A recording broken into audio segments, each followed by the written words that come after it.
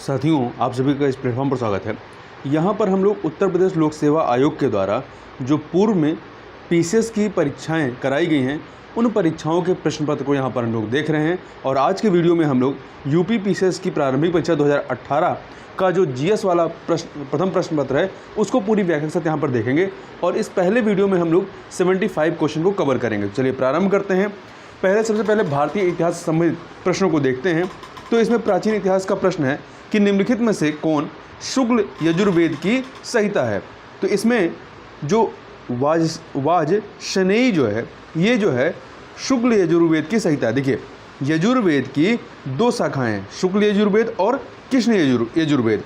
शुक्ल यजुर्वेद की संहिता को वाजश्नेयी कहा जाता है और शुक्ल यजुर्वेद केवल पद्य में है, जबकि कृष्ण यजुर्वेद जो है वो आपका पद्य एवं गद्य दोनों में है।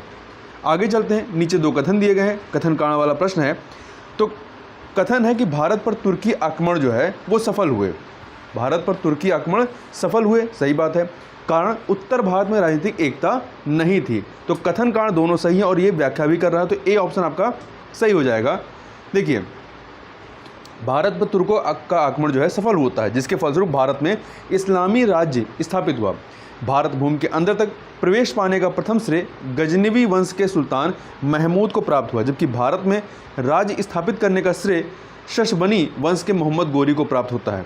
अतः स्पष्ट है कि कथन जो है आपका सत्य है। भारत में राजनीतिक एकता का अभाव और उत्तरी भारत में एक भी शक्तिशाली और विस्तृत साम्राज्य का न होना तुर्कों के विरुद्ध असफलता का कारण था। डॉक्टर एएल श्रीवास्तव के अनुसार राजनीतिक एकता का अभाव, सामाजिक विभेद, ब्राह्मणवाद का उत्थान, नैतिक पतन और भारतीयों की तुलना में तुर्कों की रणनीति, सैनिक संगठन, साधन आदि की दृष्टि से श्रेष्ठ होना तुर्की सफलता के कारण रहे हैं। इस प्रकार से कथन कारण दोनों सही हैं और कारण कथन की सही व्याख्या भी कर रहा है। आगे चलते हैं अगले प्रश्न पर। अगला प्रश्न है कि निम्न मंदिरों को कालानुक्रम में व्यवस्थित करना है। ठीक है,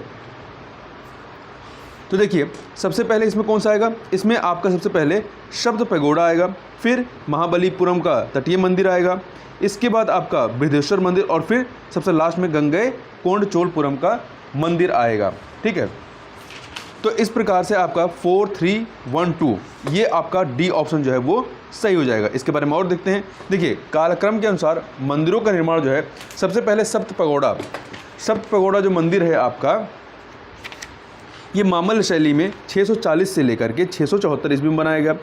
महाबलीपुरम का जो तटीय मंदिर है, ये रासिंग शैली में 674 से लेकर के 800 ईस्वी में बनाया गया। बृहदेश्वर मंदिर राजराज प्रथम के समय में तथा गंगई कोंडचोलपुरम मंदिर जो है राजेंद्र प्रथम के समय में इसका निर्माण किया गया। आगे चलते हैं। हाथी गुफा का अभिलेख किस शासक के विषय में जानकारी का स्रोत है? तो ये खारवेल के संबंध में जानकारी का सोर्स है। उदयगिरी पहाड़ी के हाथी गुफा से शासक खारवेल का एक बिना तिथि का अभिलेख प्राप्त हुआ। इसमें खारवेल के बचपन, शिक्षा, राज्याभिषेक तथा राजा होने के बाद से 13 वर्षों के शासनकाल की घटनाओं का क्रमबद्ध विवरण दिया हुआ। यह अभिलेख खारवेल का इतिहास जानने का एकमात्र स्रोत है। आगे चलते हैं। निम्नलिखित में से किन स्थानों से मध्य पाषाण काल में पशुपालन के प्रमाण मिले हैं? तो बागोर से मिले हैं। कहाँ से? बागोर से मिले हैं। तो देखिए, सी ऑप्शन सही हो जाएगा। पशुपालन के प्रारंभिक साक्ष्य मध्य प्रदेश में होशंगाबाद के निकट आदमगढ़ पुरास्थल से और राजस्थान के भीलवाड़ा जिले में स्थित बागोर से। तो आदमगढ़ और बागोर दोनों से मिले हैं। आगे चलते हैं। अगला प्रश्न है, दो सूचियां हैं, इन्हें हमें सुमेलित करना है। तो एक तरफ है दक्षिण भारत के समुद्रगुप्त के समकालीन नरेश और दूसरी तरफ है उनके राज्य। तो देखिए, इसको सुमेलित करें तो धनंजय का राज्य क्या रहा है? कुस्तलपुर। धनंजय का कुस्तलपुर 3 से मिला दीजिए। नीलराज का अवमुक्त है 1 से मिला दीजिए।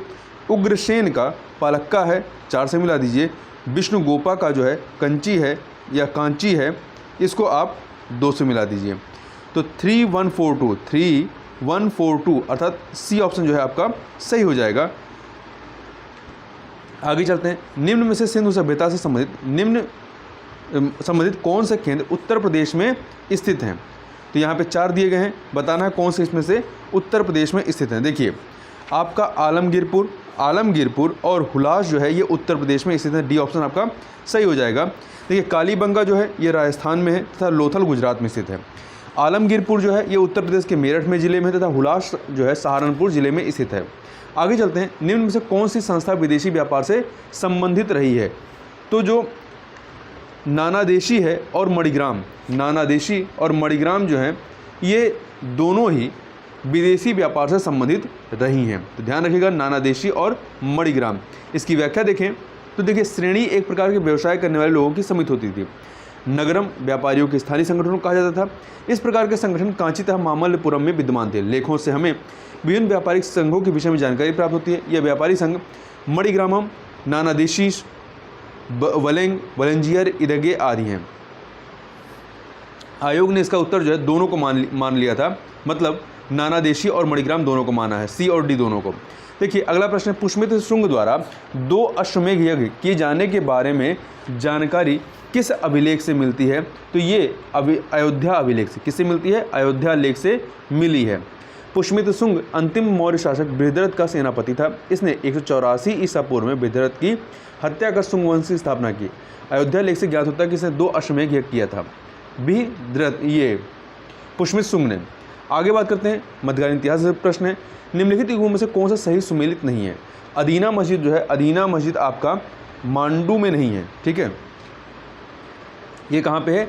पश्चिम बंगाल के पंडुआ में है, ठीक है। तो ए वाला आपका सही नहीं है। जबकि लाल दरवाज़ा मस्जिद जौनपुर में है, दाखिल दरवाज़ा गोंड में है, 3 दरवाज़ा अहमदाबाद में। देखिए पश्चिम बंगाल के पंडुआ स्थित अदीना मस्जिद, जामा मस्जिद भी कहते हैं, एक प्रसिद्ध भग्नावशेष है जिसे 1360 ईस्वी के आसपास बंगाल के शासक सिकंदर शाह ने, जिनका शासनकाल 1358 से 90 तक रहता है, के शासनकाल में निर्मित किया गया था। इस मस्जिद में 400 गुंबद हैं तथा एक वर्गाकार कक्ष में सिकंदर शाह की कब्र है। इस मस्जिद में हिंदू वास्तुकला का प्रभाव स्पष्टतः दृष्टिगोचर होता है, क्योंकि इसके कई भाग पुराने हिंदू मंदिरों महलों के अवशेष रहे हैं। आगे देखते हैं, निम्नलिखित युगों में से कौन सही सुमेलित नहीं है? तो देखिए ध्रुवदास जो रहे हैं, इनकी रचना भगत नामोली सही है, नाभादास की भक्तमाला सही है, रशखान की रसिक प्रिया नहीं है। देखिए रसिक प्रिया जो है आचार्य केशवदास की प्रसिद्ध रचना है। रसिक प्रिया रशखान की नहीं बल्कि आचार्य केशवदास की है। उस्मान चित्रावली ये सही है। तो यहाँ पर सी वाला सही नहीं है। आगे चलते हैं, नीचे 2 कथन दिए गए हैं। कथन कारण का प्रश्न है। कथन है कि मध्यकाल में संगीत पर संस्कृत में लिखी गई अनेक पुस्तकों का फारसी में अनुवाद किया गया। मध्यकाल में संगीत पर संस्कृत में लिखी गई अनेक पुस्तकों का फारसी में अनुवाद किया गया, सही बात है। कारण आरंभिक चिश्ती सूफी संत संगीत सभाओं, जिन्हें समा कहा जाता था, के शौकीन थे। तो दोनों ही कथन कारण सही है, परंतु व्याख्या नहीं कर रहा है। तो बी ऑप्शन आपका यहाँ पर सही हो जाएगा। आगे चलते हैं, मध्यकालीन भारत के ऐतिहासिक स्रोतों में चकला शब्द का प्रयोग हुआ है। यह किसके लिए हुआ है? तो सूबा और परगना के बीच की क्षेत्रीय इकाई था। जो चकला है ये सूबा और परगना क्षेत्र के बीच की क्षेत्रीय इकाई था, लेकिन सरकार के शरणार्थी नहीं था। तो सी ऑप्शन यहाँ पर आपका सही हो जाएगा। देखिए मुगल काल में प्रशासन की सुविधा की दृष्टि से प्रत्येक प्रांत को अनेक सरकारों अथवा जिलों में विभाजित किया गया। प्रत्येक सरकार अनेक परगनों में विभाजित था। प्रत्येक परगने के अंतर्गत अनेक गांव होते थे। शाहजहां के काल में कुछ परगनों को एक में मिलाकर एक नई इकाई चकला का गठन किया गया था। आगे चलते हैं, अगले प्रश्न क्वेश्चन नंबर 14 को देखते हैं। देखिए सुरक्षा के लिए मराठों के राजस्व के दावों को किस नाम से जाना जाता था? सुरक्षा के लिए मराठों के राजस्व के दावों को चौथ के नाम से जाना जाता था। चौथ उन प्रांतों से लिया जाता था जिन्हें मुगलई कहा जाता था। इस कर के बदले में पड़ोसी राज्यों को मराठों के आक्रमण तथा लूटपाट से बचने का आश्वासन प्राप्त हो जाता था। दिल्ली में पुराना किला के सामने खैरुल मंजिल नामक मस्जिद का निर्माण किसने कराया था? पुराना किला के सामने। तो ये खैरुल मंजिल नामक मस्जिद का निर्माण माहम अनंगा ने करवाया था। माहम अनंगा ने दिल्ली में पुराना किला के सामने खैरुल मंजिल नामक मदरसा का निर्माण माहम अनंगा, ये मुगल सम्राट अकबर की धाय माँ थी, इन्होंने करवाया था। खैरुल मंजिल ये मदरसा था, क्या था? मदरसा था जो शिक्षा के लिए था। आगे चलते हैं, निम्नलिखित युगों में से कौन सा सही सुमेलित नहीं है? तो सही सुमेलित नहीं उसको बताना। रियासत और शासक, देवगिरी के शासक शंकर देव थे। वारंगल के जो थे ये रामचंद्र देव नहीं थे। वारंगल के रामचंद्र देव नहीं थे। तो यहाँ पर बी वाला सही नहीं है। होयसल के वीर बल्लाल थे। मदुरै के वीर पांड्य थे। ठीक है, तो देखिए अलाउद्दीन खिलजी के दक्षिण भारत पर आक्रमण के समय देवगिरी का शासक रामचंद्र देव था। का शासक जो है वो रामचंद्र देव था। देवगिरी का रामचंद्र देव के मृत्यु के बाद उनका पुत्र शंकर देव शासक बनता है। ठीक है, वो जो है शासक बनता है। कहाँ का? देवगिरी का। तेलंगाना में काकतीय वंश का शासन था। यहाँ का शासक प्रताप रुद्र देव था, जिसकी राजधानी वारंगल थी। तो यहाँ पर वारंगल का जो शासक था वो रामचंद्र देव नहीं, रामचंद्र देव देवगिरी का ही था। शंकर देव भी देवगिरी का था। वारंगल का शासक कौन था? प्रताप रुद्र देव द्वितीय था। ठीक है।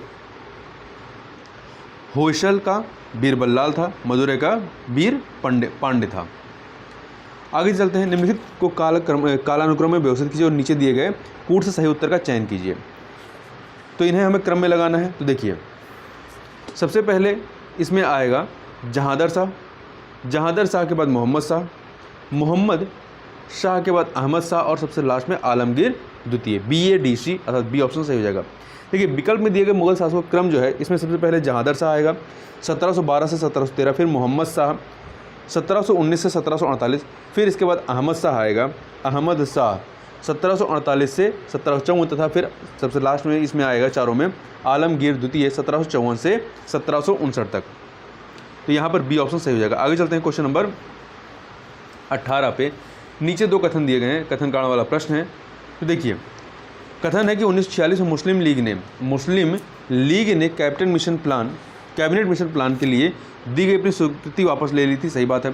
कारण 1946 में गठित अंतरिम सरकार में मुस्लिम लीग शामिल हुई थी, ये भी सही है, परंतु ये इसका कारण नहीं है, ऊपर वाले कथन का कारण नहीं है। तो कथन कारण दोनों सही है और व्याख्या नहीं कर रहा है। तो बी ऑप्शन आपका यहाँ पर सही हो जाएगा। ठीक है, आगे चलते हैं, आगे बात कर लेते हैं।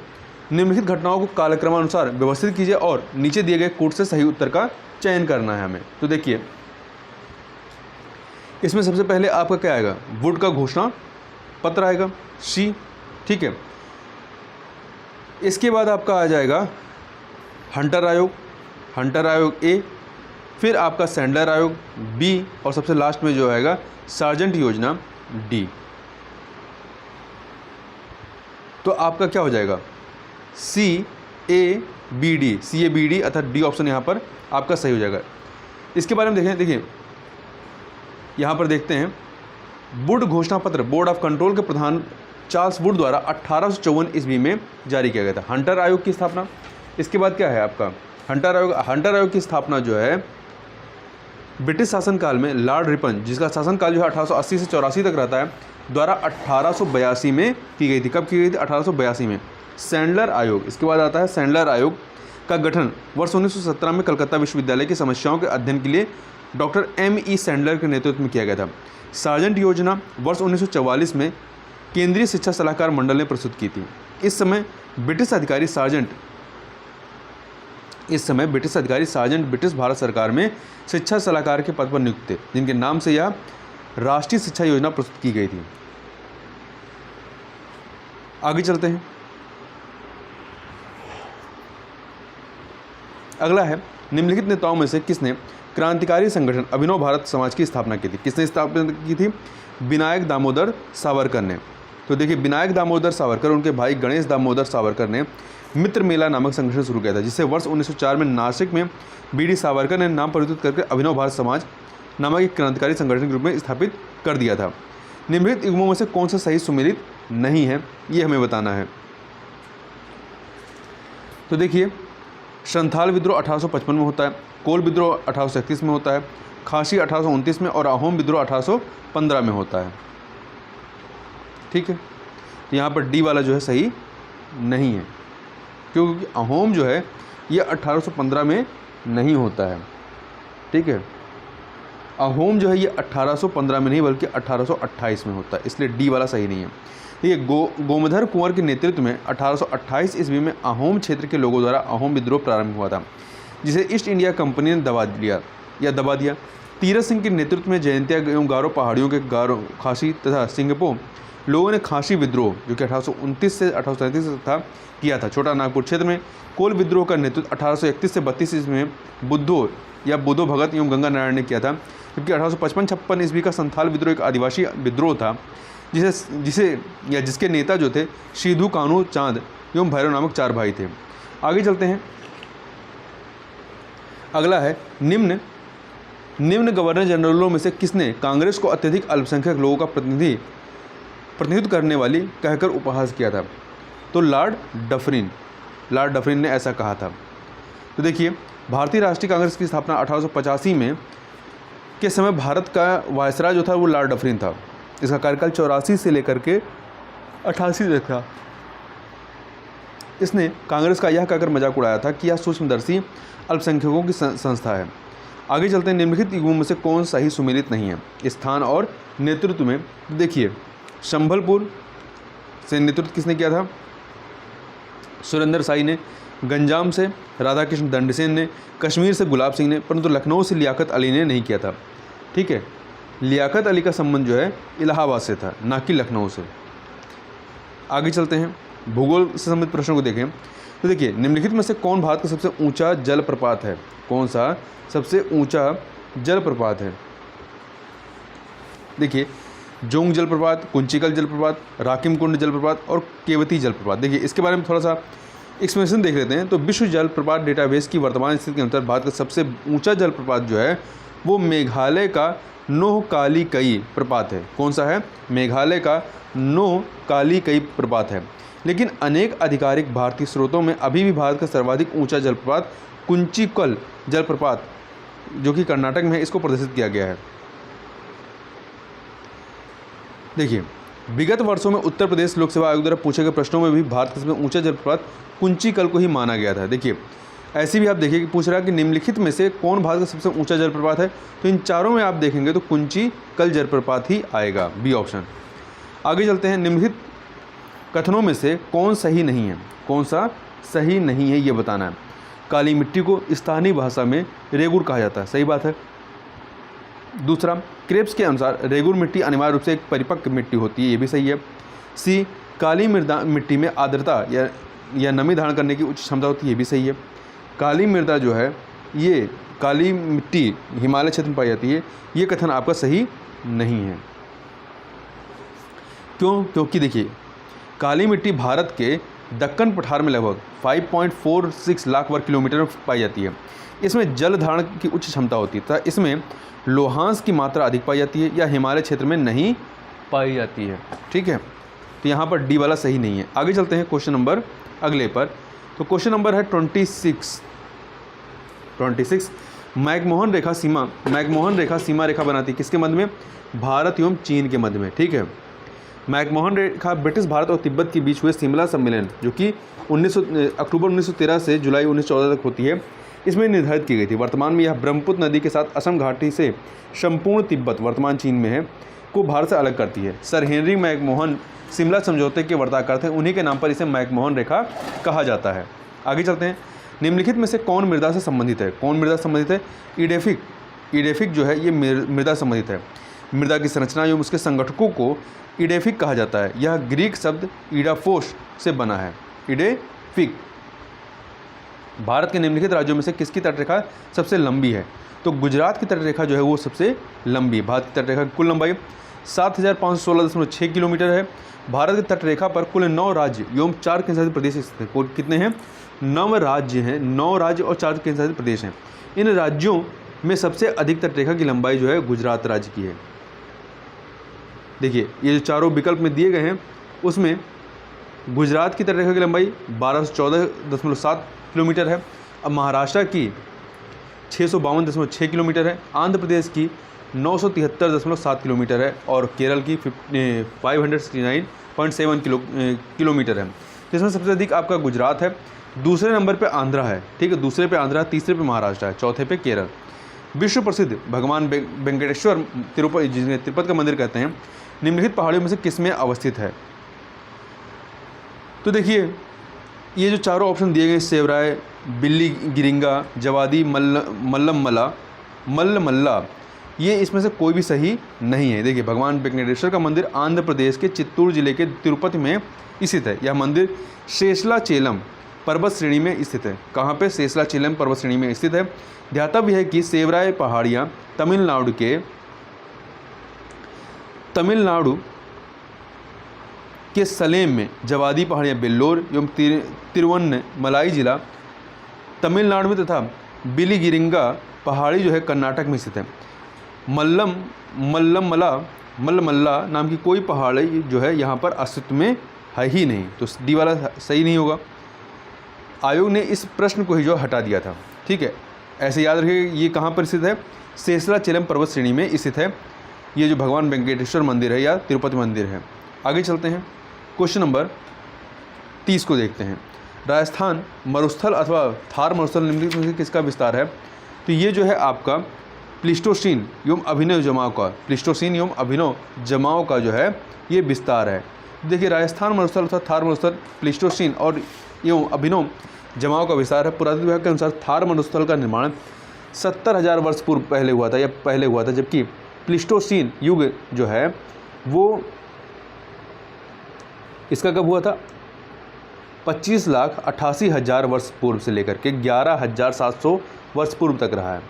इस तरह थार मरुस्थल के निर्माण एवं विस्तार का समय प्लीस्टोसीन युग के अंतर्गत ही है। इस तरह थार के मरुस्थल के निर्माण एवं विस्तार का समय प्लीस्टोसीन युग के अंतर्गत ही है। आगे देखते हैं, भारत की निम्नलिखित नदियों में से कौन पश्चिमी घाट से नहीं निकलती? कौन सी पश्चिमी घाट से नहीं निकल रही है? तो देखिए गोदावरी, कावेरी, कबाम ये जो है आपका पश्चिमी घाट से निकलती है, परंतु ताप्ती या तापी नदी जो है ये पश्चिमी घाट से नहीं निकलती। ताप्ती नदी मध्य प्रदेश के मुल्ताई नगर जो कि बैतूल जिला में है इससे निकलती है। यहाँ की गावलगढ़ पहाड़ी जो केंद्रीय दक्कन के पठार में स्थित है से निकलकर लगभग 724 किलोमीटर दूर अरब सागर में गिरती है, जबकि गोदावरी, कावेरी एवं कबाब पश्चिमी घाट से निकलती हैं। आगे चलते हैं, भारत के विभिन्न क्षेत्रों में उत्पादित सुल्ताना, गुलाबी और काली चंपा निम्नलिखित प्रमुख फसलों में से किसकी फसलें हैं? तो ये सभी जो हैं सुल्ताना, गुलाबी और काली चंपा ये अंगूर की फसलें किसकी हैं? अंगूर की, अनारे शाही। आगे चलते हैं, निम्नलिखित राज्यों में कौन इलायची एवं काली मिर्च का सबसे बड़ा उत्पादक है? तो केरल जो है ये इलायची एवं काली मिर्च का सबसे बड़ा उत्पादक है। देखिए दिए गए विकल्प के अनुसार, परंतु वर्तमान समय में काली मिर्च का सबसे बड़ा उत्पादक राज्य कौन सा है? कर्नाटक है। तो ध्यान रखिएगा काली मिर्च का उत्पादक की बात की जा रही है। ठीक है, तो यहाँ पर एक सेकेंड, हाँ, वर्तमान समय में काली मिर्च का सबसे बड़ा उत्पादक राज्य कौन सा है? कर्नाटक है। 2 सूचियाँ दी गई हैं, इन्हें हमें सुमेलित करना है। देखिए राज्य और सबसे ऊंची चोटी, केरल की सबसे ऊंची चोटी कौन सी है? अन्नाई मुड़ी है। कौन सी है? अन्नाई मुड़ी है, इधर लिखा हुआ है आपका विकल्प में अन्नाई मुड़ी। नागालैंड की देखें तो इसकी हो जाएगी शारामती। नागालैंड की शारामती अर्थात 4 से मिला दीजिएगा। इसके बाद आप यहाँ पे देखेंगे उत्तराखंड की नंदा देवी है। उत्तराखंड की नंदा देवी है, मतलब जो दूसरे पे उसको यहाँ ले आइए। तमिलनाडु की दोदा बेटा है। तमिलनाडु की दोदा बेटा है। ठीक है, तो ये आपका तमिलनाडु का आप दोदा बेटा से मिला दीजिए ये 1 से, तो क्या हो जाएगा आपका? ये हो जाएगा 3421। कौन सा? 3421 अर्थात सी ऑप्शन सही हो जाएगा।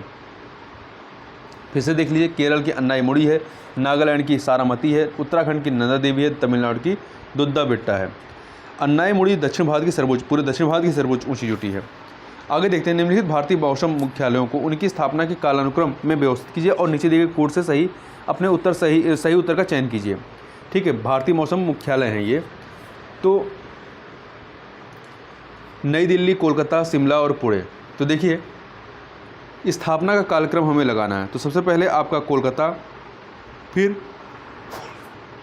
शिमला है, इसके बाद पुणे है और सबसे लास्ट में नई दिल्ली आएगा। भारतीय मौसम विभाग की स्थापना 1875 में हुई थी। कब हुई थी? 1875 में की गई, जिसका मुख्यालय कहाँ पे है? कलकत्ता में था। वर्ष 1905 में मुख्यालय शिमला स्थानांतरित कर दिया गया और वर्ष 1928 में इसे पुणे में तथा वर्ष 1944 में दिल्ली में स्थानांतरित कर दिया गया।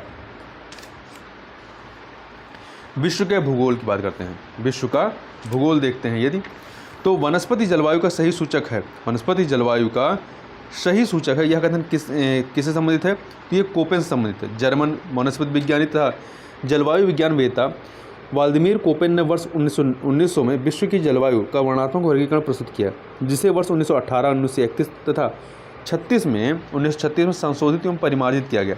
कोपेन ने वनस्पति को जलवायु का सही सूचक माना है।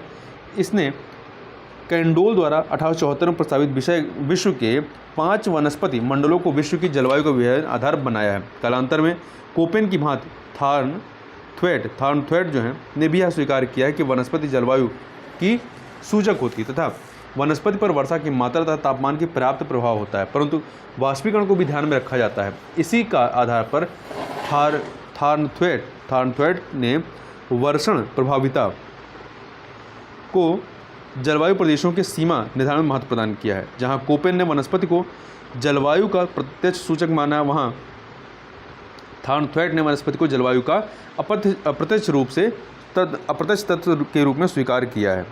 ठीक है, आगे चलते हैं क्वेश्चन नंबर 37 पे। निम्नलिखित देशों में से किसमें पंपास के घास के मैदान स्थित हैं? तो पंपास के घास के मैदान जो हैं आपके अर्जेंटीना के ब्यूनस आयर्स, ला पंपा, श्रोतांके, देखिए शताफे एंतेर रियोश एवं कार्डोवा प्रांत में, ब्राज़ील के दक्षिणी प्रांत रियो ग्रैंडे डो शूल तथा संपूर्ण उरुग्वे में फैला हुआ है। ठीक है, कहाँ कहाँ पे? एक तो अर्जेंटीना में और दूसरा जो है ब्राज़ील में। तो यहाँ पर आपके 2 उत्तर अर्जेंटीना और ब्राज़ील दोनों ही सही हो जाते हैं, दोनों ही सही हो गए हैं। और आयोग ने इस प्रश्न का उत्तर किसको माना है? अर्जेंटीना को ही माना है। ठीक है, पंपास घास का मैदान अर्जेंटीना। देखिए, निम्नलिखित युग्मों में कौन सही सुमेलित नहीं है? सोनोरन जो है ये संयुक्त राज्य अमेरिका का मरुस्थल है, तकला मकान चाइना का है, कराकुम तुर्कमेनिस्तान, और गिब्सन जो है ब्राज़ील का नहीं है। गिब्सन जो है ब्राज़ील का नहीं है, पश्चिमी ऑस्ट्रेलिया के विशाल मरुस्थल हैं। ठीक है, आगे चलते हैं। निम्नलिखित कॉफ़ी उत्पादक देशों को उनके कॉफ़ी उत्पादन जो कि वर्ष 2016 के अनुसार, तो कॉफ़ी उत्पादन को अवरोही क्रम में व्यवस्थित करें और नीचे दिए गए कूट से सही उत्तर का चयन करें। तो देखिए, ये 2016 का आंकड़ा है, अब ये आंकड़े बदल गए हैं। ठीक है, तो उस समय इसके 2016 के आंकड़ों के अनुसार ये क्या था? ये था आपका ब्राज़ील, फिर आपका वियतनाम, फिर कोलंबिया और सबसे लास्ट में इंडोनेशिया था। ठीक है, और वही मतलब बड़े से छोटे क्रम में सबसे अधिक कॉफ़ी का उत्पादन कहाँ से हो रहा था? ब्राज़ील से, फिर वियतनाम से, फिर आपका कोलंबिया और फिर इंडोनेशिया से। इसके बारे में देखें, जो लेटेस्ट आंकड़ा है उसको हम लोग यहाँ पर एक बार देख लेते हैं। देखिए, खाद्य एवं कृषि संगठन के 2020 के आंकड़ों के अनुसार कॉफ़ी उत्पादन की दृष्टि से देशों का क्रम जो है वो ब्राज़ील, वियतनाम एवं कोलंबिया है। ब्राज़ील, वियतनाम एवं कोलंबिया है। आगे चलते हैं। स्वेज नहर के बन जाने के पश्चात भारत और यूरोप के मध्य की सामुद्रिक दूरी में कितनी कमी आई है? तो कुल जो है 7000 किलोमीटर, कितनी 7000 किलोमीटर की कमी आई है। स्वेज नहर के बन जाने के पश्चात भारत और यूरोप के मध्य की सामुद्रिक दूरी में लगभग 7000 किलोमीटर की कमी आई है। स्वेज नहर के बनने से पहले यूरोपवासियों को भारत पहुंचने के लिए अफ्रीका के पश्चिमी तट होते हुए केप ऑफ गुड होप मार्ग द्वारा भारत आना पड़ता था। गौरतलब है कि स्वेज नहर से समुद्री यातायात जो है 1879 में प्रारंभ हुआ था। कब हुआ था? 1879 में।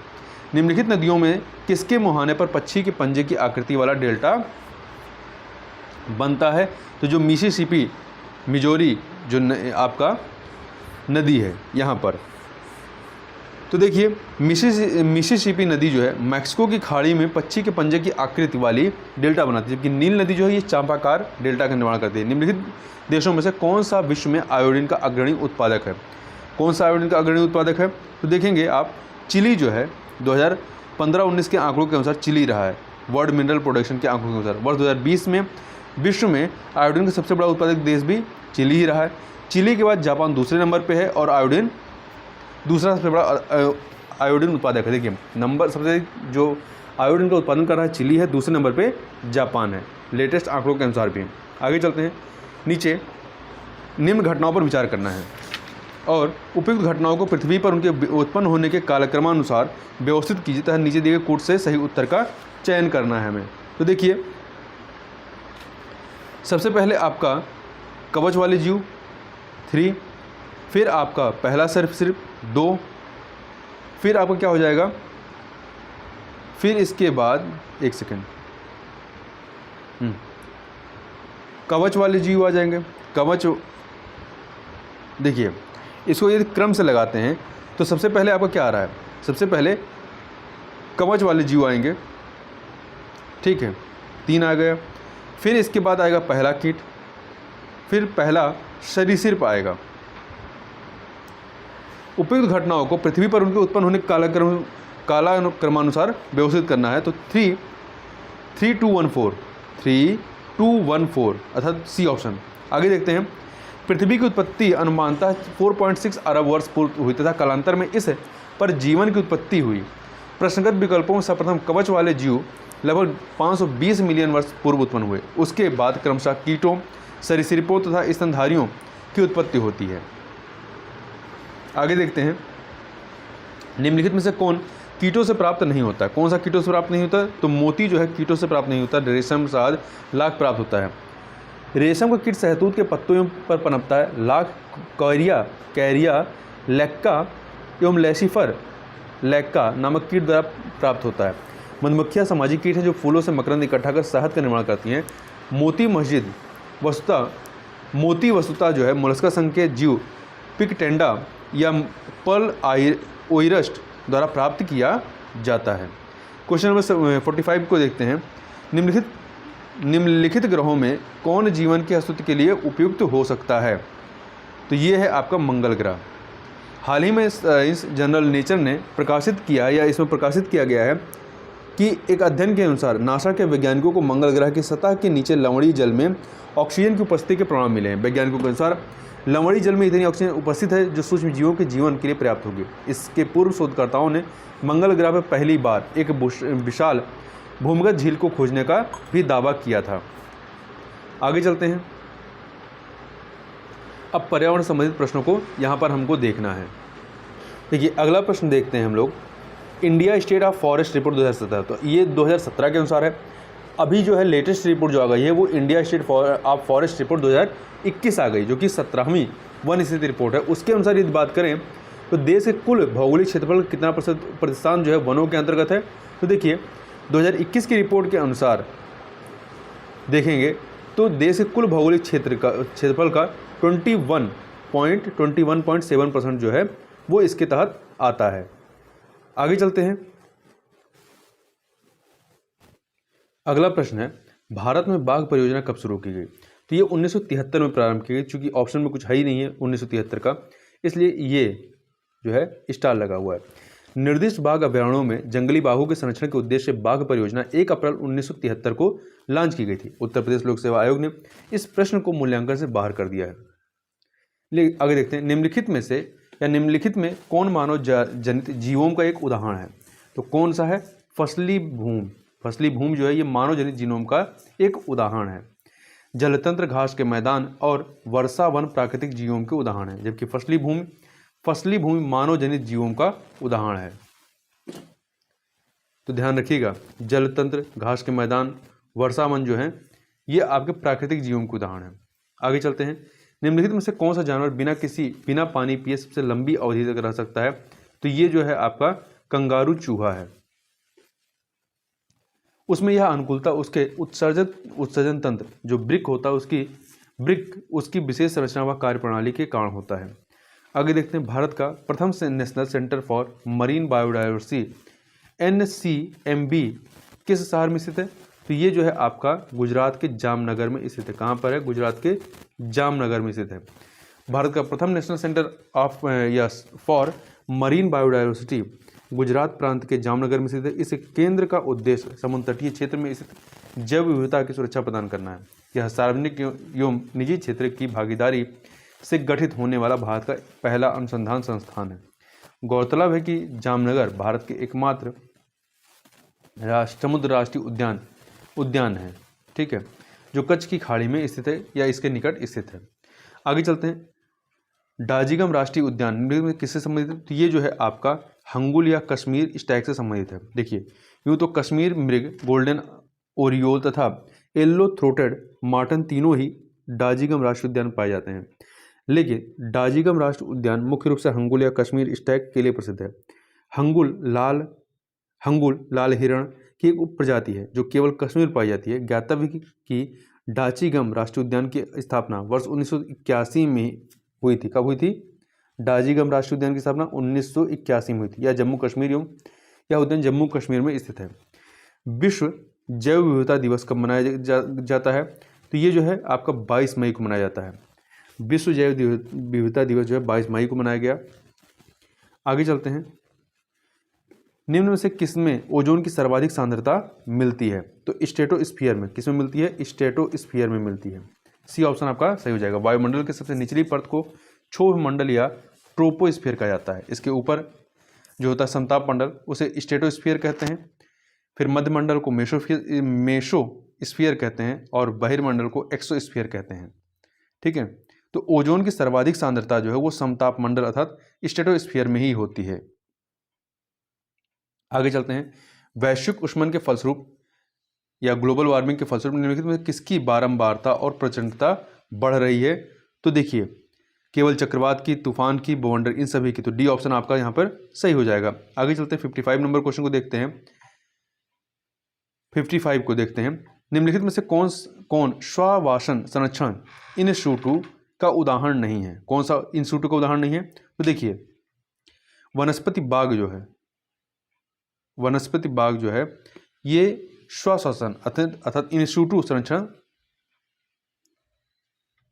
का उदाहरण नहीं है। इसके तहत जीवों का उनके प्राकृतिक आवास में संरक्षण श्वासन इन सिटू संरक्षण कहलाता है। इसमें जीन बैंक आएगा, उत्तक संवर्धन केंद्र है, वनस्पति उद्यान है, चिड़ियाघर है, एक्वेरियम है, आदि ब्रह्म आदि जो है वाह इक्सिटू कहलाते हैं। क्या कहलाते हैं? इक्सिटू कहलाते हैं। सूर्य के प्रकाश से पराबैंगनी विकिरण अभिक्रिया निम्न से क्या पैदा करती है? तो ये ओजोन पैदा करती है। सूर्य के प्रकाश से पराबैंगनी विकिरण अभिक्रिया निम्न से क्या पैदा करती है? तो ये जो है आपका ओजोन। ठीक है, सी ऑप्शन आपका सही हो जाएगा। देखिए समताप मंडल में ओजोन का निर्माण मुख्यतः पराबैंगनी विकिरण द्वारा होता है। यह संपूर्ण क्रिया 2 चरणों में संपन्न होती है। पहले चरण के अंतर्गत सूर्य के प्रकाश में उपस्थित उच्च ऊर्जा युक्त किरणें ऑक्सीजन अणु पर प्रहार कर उसे 2 परमाणु में तोड़ती हैं। दूसरे चरण में प्रत्येक ऑक्सीजन अणु से क्रिया करके ओजोन का निर्माण करता है। यह क्रिया निरंतर तब तक चलती रहती है जब तक कि समताप मंडल में पारिस्थितिकी किरणें उपस्थित रहती हैं। जब तक ये किरणें उपस्थित है तब तक चलता है। आगे देखते हैं निम्नलिखित युग्मों में से कौन सही सुमेलित नहीं है? रेनेटिंग ये पनीर में होता है। जैव प्रौद्योगिकी इसका उदाहरण प्लाज्मिड्स है। गोल्डन चावल, विटामिन ए। ओजोन परत ट्रोपोस्फीयर में नहीं होता है, स्ट्रेटोस्फीयर में होता है। ओजोन परत जो है आपका स्ट्रेटोस्फीयर में होता है। आगे चलते हैं। निम्नलिखित युग्मों में से कौन सा सही सुमेलित नहीं है? तो बांदीपुर राष्ट्रीय उद्यान कर्नाटक में, मानस वन्यजीव अभ्यारण्य असम में, पेरियार वन्यजीव अभ्यारण्य केरल में, परंतु सिमलीपाल राष्ट्रीय उद्यान जो है ये मध्य प्रदेश में नहीं है बल्कि उड़ीसा के मयूरभंज में स्थित है। आगे देखते हैं मीथेन निम्न से किससे निकलती है या उत्सर्जित होती है? तो देखिए धान खेत से निकलती है, दीमक की बावी से निकलती है, तो इन दोनों से ही निकलती है अर्थात सी ऑप्शन आपका यहाँ पर सही हो जाएगा। ठीक है, धान के खेत, कोयले की खदानें एवं घरेलू पशु वातावरण में मीथेन उत्सर्जन के मानवीय स्रोत हैं, जबकि आर्द्रभूमि, दीमक, हाइड्रोजन मीथेन उत्सर्जन के प्राकृतिक स्रोत हैं। आगे चलते हैं अगले प्रश्न पर। जुलाई 2018 में निम्न से किसके द्वारा सफर वायु गुणवत्ता एवं मौसम पूर्वानुमान प्रणाली का उद्घाटन किया गया था? जून 2018 में। तो ये करंट का क्वेश्चन हो गया। डॉक्टर हर्षवर्धन ने किया था। किसने किया था? डॉक्टर हर्षवर्धन ने किया था। ये उस समय पर्यावरण, वन एवं जलवायु परिवर्तन मंत्री थे। सफर का पूर्ण रूप क्या है या नाम क्या है? देखिए system for air quality and weather forecasting. System for air quality and weather forecasting. आगे देखते हैं। वर्तमान में जनसंख्या के सुखों का परित्याग किए बिना भविष्य के लिए ऊर्जा तथा अन्य संसाधनों की बचत निम्न से कौन सी अवधारणा की परिभाषा है? तो ये जो है संपोषणीय विकास की परिभाषा है। देखिए संपोषणीय विकास की अवधारणा का प्रारंभ वर्ष 1962 में वैज्ञानिक रचल कार्सन की पुस्तक साइलेंट स्प्रिंग तथा वर्ष 1998 में जीव विज्ञानी पॉल इरलिच की पुस्तक द पॉपुलेशन बम से हुआ। लेकिन इस शब्द का वास्तविक रूप से विकास वर्ष 1987 में ब्रटलैंड आयोग की रिपोर्ट हमारा साझा भविष्य आवर कॉमन फ्यूचर के साथ हुआ। संपोषणीय विकास संसाधनों के उपयोग का एक आदर्श मॉडल है जो यह बताता है कि आर्थिक विकास के साथ साथ पर्यावरण को भी सुरक्षित रखना है। इसका उद्देश्य वर्तमान और भविष्य की पीढ़ियों के लिए प्राकृतिक संसाधनों को सुरक्षित रखते हुए इसका इस प्रकार प्रयोग किया जाए कि प्राकृतिक संसाधनों का क्षरण न्यूनतम हो सके। ग्रीन पीस इंटरनेशनल का मुख्यालय कहाँ स्थित है? तो नीदरलैंड के एम्स्टर्डम में स्थित है। आगे चलते हैं। निम्नलिखित में से कौन द्वितीयक प्रदूषक है? तो द्वितीयक प्रदूषक कौन सा है? तो स्मॉग है। क्या है? वह वायु प्रदूषक जो प्रदूषक स्रोत से सीधे वायु मिलते हैं वो प्राथमिक प्रदूषक कहलाते हैं, जैसे कि कार्बन मोनोऑक्साइड, कार्बन डाइऑक्साइड तथा सल्फर डाइऑक्साइड। ऐसे वायु प्रदूषक जो प्राथमिक वायु प्रदूषकों तथा साधारण वातावरणीय पदार्थों की क्रिया के फलस्वरूप उत्पन्न होते हैं द्वितीय प्रदूषक कहलाते हैं, जैसे कि PAN, ओजोन तथा स्मॉग। ये द्वितीय प्रदूषक के उदाहरण हैं। आगे चलते हैं। निम्नलिखित पारिस्थितिकी तंत्र में किसमें प्रजाति विविधता सापेक्षता काफ़ी अधिक होती है? तो देखिए, उष्णकटिबंधीय वर्षा वन में और कोरल रीफ दोनों में होती है। ठीक है। देखिए, किसी निश्चित भौगोलिक क्षेत्र में पाए जाने वाले जीवों की संख्या तथा उनकी जैव विविधता को जैव विविधता कहा जाता है। उष्णकटिबंधीय वर्षा वनों में पृथ्वी के सभी पारिस्थितिक तंत्रों में सर्वाधिक जैव विविधता पाई जाती है। कहाँ पर? उष्णकटिबंधीय वर्षा वनों में। उष्णकटिबंधीय वर्षा वन भूमध्य रेखा के आसपास विस्तृत है। हालांकि अधिकांश लोगों द्वारा माना जाता है कि प्रवाल भित्ति में सर्वाधिक जैव विविधता पाई जाती है, क्योंकि प्रवाल पाई जाती है। ठीक है। प्रवालों को सामुद्रिक वर्षा वन भी कहा जाता है। तो यहाँ पे आयोग ने जो है उत्तर जो है 2 को माना है। देखिए, एक सेकेंड देखिए, तो इसमें जो है आपका आयोग ने बी और सी अर्थात उष्णकटिबंधीय वर्षा वन और कोरल रीफ दोनों को सही माना है। ठीक है। आगे चलते हैं। निम्नलिखित में कौन सामान्य परिस्थिति में वृक्ष के पत्तों की सरसराहट का डेसिबल स्तर प्रदर्शित करता है? तो कौन करता है? 20 डेसिबल। ठीक है। ये वृक्ष के पत्तों की सरसराहट को प्रदर्शित करता है। आगे चलते हैं। जलवायु परिवर्तन पर संयुक्त राष्ट्र का सम्मेलन COP21 आयोजित हुआ था। कहाँ पर? पेरिस में हुआ था। ठीक है। ये 30 नवंबर से 12 दिसंबर 2015 के मध्य फ्रांस की राजधानी पेरिस में इसका आयोजन किया गया था। जबकि COP26 का आयोजन 31 अक्टूबर से लेकर के 12 नवंबर 2021 तक ब्रिटेन के ग्लासगो में संपन्न हुआ था, जो लेटेस्ट हुआ था। जलवायु परिवर्तन पर भारत की प्रथम राष्ट्रीय कार्य योजना कब लोकार्पित की गई थी? 2008 में। ठीक है, 2008 में।